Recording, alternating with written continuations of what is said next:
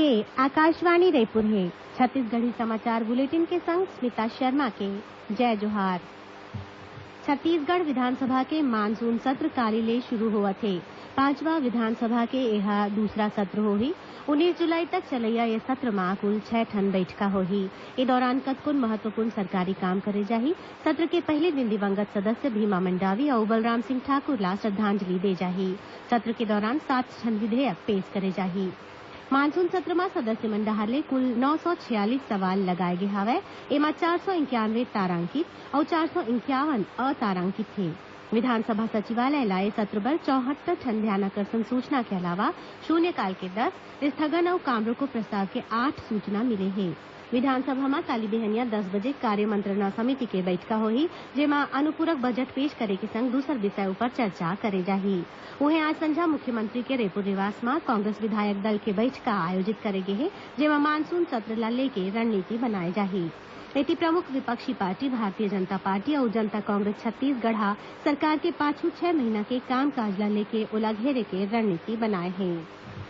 केंद्रीय मंत्रिमंडल 13 केंद्रीय श्रम कानून के विलय करके एक ठन आचार संहिता बनाए हवय, जौन 10 या एखर ले ज्यादा कामगार वाले प्रतिष्ठान ऊपर लागू होही, जेखर ले करीबन 40 करोड़ मजदूर मन ला फायदा मिले के संभावना है। कार्यस्थल में सुरक्षा, स्वास्थ्य और कार्य परिस्थिति ले जुड़े प्रस्तावित आचार संहिता के दायरा में कामगार मन के संख्या बढ़ जाही।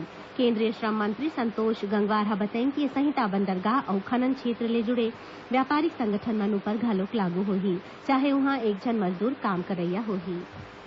केंद्रीय मंत्रिमंडल ह लइका मन ला यौन शोषण ले बचाए बर संबंधित पॉक्सो अधिनियम 2012 में संशोधन करे जाए के अनुमोदन कर दे हवय। ए कानून में ऐसन अपराधी मन ला मृत्यु दंड संग्रह कड़ा ले कड़ा सजा दे जाए के प्रावधान है। केंद्रीय सूचना और प्रसारण मंत्री प्रकाश जावड़ेकर हा कहिन कि कानून में ये संशोधन ले लइका मन के यौन शोषण में कमी आही।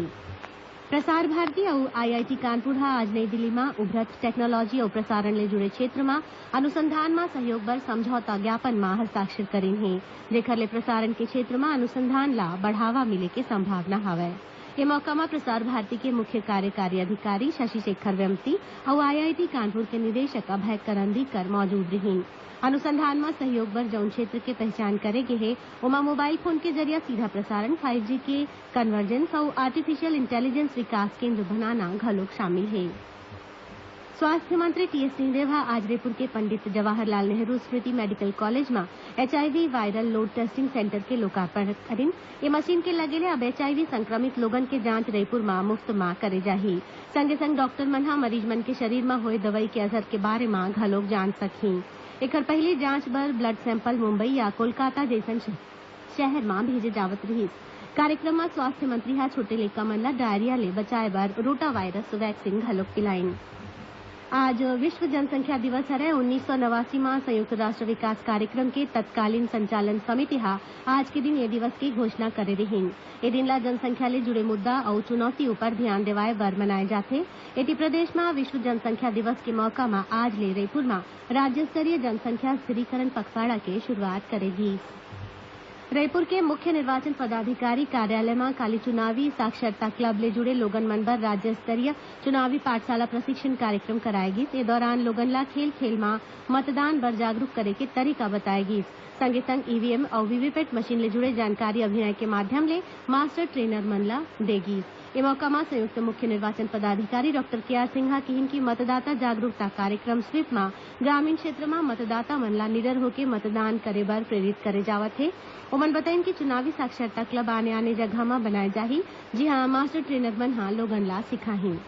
सिंचाई जल के उपयोग और संरक्षण ला बढ़ावा देबर रायपुर के इंदिरा गांधी कृषि विश्वविद्यालय में 3 दिवसीय कार्यशाला के आयोजन करेगी। तेमा देश भर के सिंचाई जल प्रबंधन परियोजना ले जुड़े 36 केंद्र के मुख्य वैज्ञानिक मन शामिल होइन। ये मौका में विश्वविद्यालय के कुलपति डॉक्टर एस के पाटिल हा कहिन कि किसी क्षेत्र में सिंचाई जल की कमी ले बचे बर जल के प्रबंधन और संरक्षण ऊपर ध्यान देना जरूरी है। प्रदेश में 46वां जवाहरलाल नेहरू राष्ट्रीय विज्ञान गणित और पर्यावरण प्रदर्शनी के आयोजन अक्टूबर-नवंबर महीना में करे जाही। ये प्रदर्शनी में देश भर के आने स्कूल के लइका मन डाहर ले करीबन 200 मॉडल प्रदर्शित करे जाही। एक संग छत्तीसगढ़ी समाचार बुलेटिन यही सिरावत है। जय जोहार।